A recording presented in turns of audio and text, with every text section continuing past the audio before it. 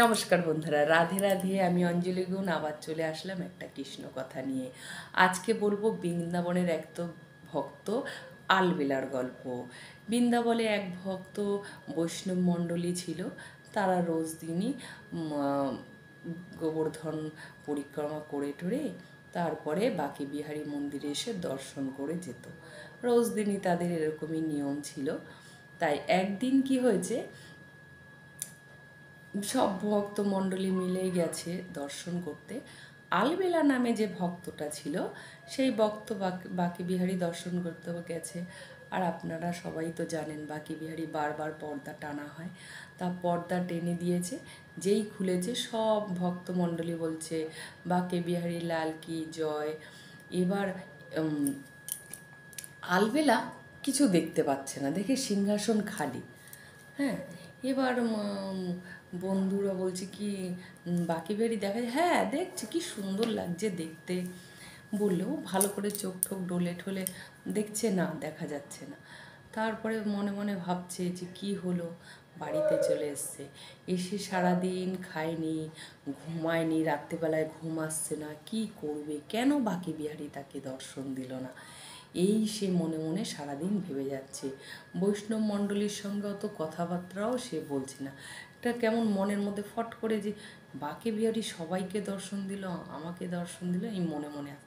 পরের দিন আবার অনেক সকালে উঠেছে, উঠে যমুনা নদীতে স্নান করে আবার মন্দিরে গেছে। মন্দিরে গিয়ে দেখছে সব ভক্তদের সঙ্গে মন্দিরে গেছে। এবার যেই পর্দা খুলেছে সব বলছে বাঁকে বিহারী লাল কি জয়, বাঁকে বিহারী লাল কি জয়। কিন্তু ও ভালো করে দেখছে, দেখতে পাচ্ছে না। দেখতে পাচ্ছে না দেখে এখন তো কাউকে বলতেও পারছে না যে বাঁকে বিহারী আমাকে দর্শন দিচ্ছে না। তাহলে তো ও তাদের বৈষ্ণবদের মধ্যে একটা কথা হবে হবে বলবে। তখন কি করে সে, সে আবার কিছু না বলে বাড়ি চলে আসলো। বাড়ি চলে আসার পরে খুব কষ্ট, সারাদিন খাচ্ছে না, কারোর সাথে কথা বলছে না, চুপচাপ একই মনে বসে আছে।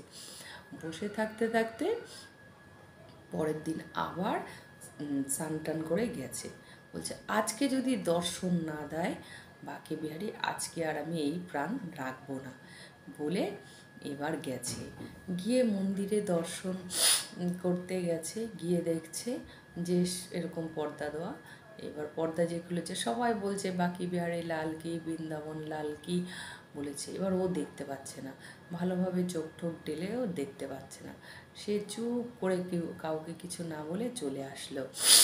এসে এবার যমুনা নদীর তীরে বসেছে। এবার যমুনা মাতাকে বলছে, যমুনা মাতা আমি তো কোনো অন্যায় করিনি, আমার মনে হচ্ছে না আমি কোনো অন্যায় করেছি, কিন্তু কেন আমাকে বাঁকে বিহারী দর্শন দিচ্ছে না জানি না। তাই তোমার কাছে আসলাম আজকে, আমি জল সমাধি নেব বলো। তুমি আমার ওপর একটু কৃপা করো। এই শরীর আর আমি রাখতে চাই না। যেই শরীর, যেই চোখ দিয়ে আমি বাঁকে বিহারী দর্শন করতে পারবো না, কান দিয়ে তার কথা শুনতে পারবো না, মুখ দিয়ে তার প্রসাদ পাবো না, নাক দিয়ে তার চরণের সেই সুগন্ধি নিতে পারবো না, পা দিয়ে তার মন্দির পরিক্রমা করতে পারবো না, যদি না পারি তাহলে আমার এই শরীর রেখে কী লাভ, আমার থেকে কী লাভ, আমার এই শরীর রাখার একটু ইচ্ছা নেই। হে যমুনা মাইয়া একটু কৃপা করো আমার ওপর, আমার এই শরীরকে আমি জল সমাধিতে দিতে চাই বলে নমস্কার করে যমুনা নদীতে নামছে।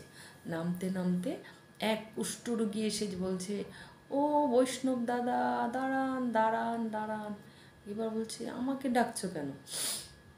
বলছে দেখেন আর কুষ্ঠরোগ ভর্তি গায়ে, গোটা গোটা ভর্তি, মুখে ভর্তি। বলছে হ্যাঁ আমাকে ডাকছো? বলে হ্যাঁ। বলে আপনিই পারেন আমার রোগ সারিয়ে দিতে। বলে কেন, কিভাবে? তখন বলছে আমাকে একজন সাধু বৈষ্ণব বলেছে তোমার এই রোগ বৃন্দাবনে গিয়েই সারবে। বৃন্দাবনে আসলাম, এসে অনেক ডাক্তার ঠাক্তার দেখালাম, করলাম, কিছুতেই সারল না।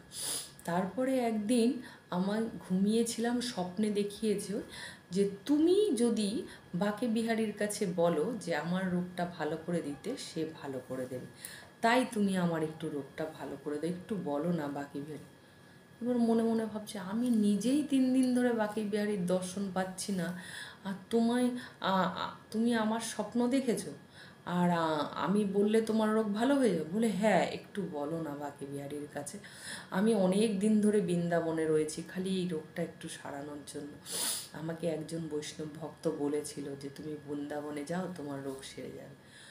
তারপরে এখন ওই ভক্ত কি করলো, আলবেলা ভগবানের কাছে প্রার্থনা করে বলল, হে বাঁকে বিহারী লাল, ও বলছে যে ওর কুষ্ঠরোগ ভালো হয়ে যাবে আমি বললে। আমাকে তো 3 দিন ধরে তুমি দর্শন দিচ্ছ না, আমিই চলেছিলাম আমার প্রাণ জল সমাধি দিতে। তার আমার কথায় যদি তার রোগ ভালো হয়ে যায়, হে বাঁকে বিহারীলাল তোমার কাছে প্রার্থনা, তুমি এর রোগটা একটু ভালো করে দাও। যেই বলেছে তখনই কি হয়েছে, আস্তে আস্তে তার রোগ ভালো হতে লাগে, ভালো হতে যায়। এবার না আলবেলা তাকিয়ে দেখছে কি হলো, হ্যাঁ এবার লোক ভালো হয়ে গেছে। এবার সে বাঁকে বিহারী লালকে প্রণাম করছে। আলবেলা বলছে তোমার প্রভু কী লীলা, বলতে বলতেই স্বয়ং বাঁকে বিহারী সেখানে প্রকট হয়েছে। সেই মুরলীধারী, মাথায় ময়ূর পলক, সেই নীল বস্ত্র পরিধানকারী, সেই সুন্দর রূপ, যে রূপের বর্ণনা কেউই করতে পারে না, সেই রূপ ধারণ করে সেই যমুনা নদীর ধারে সেই আলবেলার সামনে এসে বলছে, আলবেলা তো প্রণাম করে বলছে, প্রভু তোমারই কী লীলা, 3 দিন ধরে যাচ্ছি আমি তোমার মন্দিরে, তুমি দর্শন দিচ্ছ না। বলে দেখো, আমার মন্দিরে সবাই আসে দর্শন করতে, কত রকম কামনা করে, কেউ ছেলের জন্য কামনা করে, কেউ সংসারের জন্য, কেউ বউয়ের জন্য, সবার জন্য সবাই কামনা করে, তুমি কোনো কামনা করো না।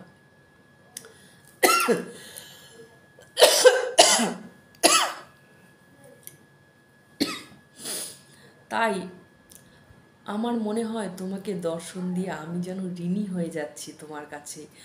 সব ভক্তরা কিছু না কিছু চায়, তুমি তো কিছু চাও না। তাই তোমার থেকে ঋণমুক্ত হওয়ার জন্য আমি একটা পথ বেছে নিলাম। তুমি এর কাছে চাইলে, তুমি তার অন্যের জন্য চাইলে, তাও তো চাইলে, সেই জন্য আমাকে দর্শন করার ঋণ থেকে আমি মুক্ত হলাম, তাই জন্য তোমাকে দর্শন দিলাম। তা আলবেলা তো প্রণাম করে কেঁদে ফেলেছে। তাই বলছে ভগবানকে ডাকো, ভগবানকে দর্শন করো। ভগবান জানো তো, যারা চুপচাপ থাকে তাদেরকে ভগবান বেশি পছন্দ করে। তাই যদি ভালো লাগে গল্পটা, লাইক শেয়ার করবেন, পাশে থাকবেন। রাধে রাধে।